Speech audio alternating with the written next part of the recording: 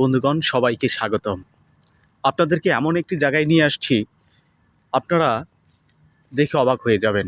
হ্যাঁ বন্ধুগণ, এটি হচ্ছে আমাদের টাঙ্গাইলের বধ্যভূমি এবং এই বধ্যভূমির কাছেই কিন্তু আমি দাঁড়িয়ে আছি। আপনারা দেখতে পাচ্ছেন কত চমৎকারভাবে এই বধ্যভূমিটি সাজানো হয়েছে।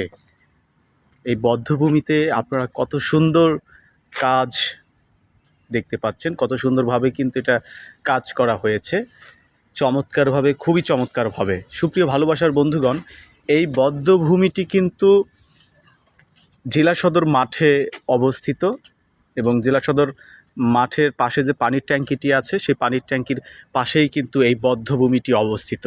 হ্যাঁ বন্ধুগণ, পাশেই সুবিশাল একটা দালান দেখতে পাচ্ছেন। এটা জাদুঘর হওয়ার কথা ছিল, এখন জানি না কি হবে, তারপরেও অনেক সুন্দর লাগছে সব দিক থেকে। দেখতেই পাচ্ছেন কত চমৎকার কিন্তু এখানকার কাজ, টেরাকোটার যে কাজগুলো আছে এখানকার অনেক চমৎকার। কত সুন্দর সুন্দর উক্তি এখানে আছে। এই বধ্যভূমি নিয়ে অনেক ইতিহাস আছে, অনেক কিছু আছে। কোনো একদিন আপনাদেরকে এই বধ্যভূমির ইতিহাস নিয়ে গল্প বলবো। সে পর্যন্ত আপনারা আমার সাথে থাকুন, আমার পেজটাকে সাপোর্ট করুন। আপনারা দেখতেই পাচ্ছেন টাঙ্গাইলের বধ্যভূমি কত চমৎকারভাবে সাজিয়ে তোলা হয়েছে। হ্যাঁ বন্ধুগণ, এটি হচ্ছে বধ্যভূমিতে ঢোকার মূল ফটক। এখানে লেখা আছে বড় করে বধ্যভূমি টাঙ্গাইল।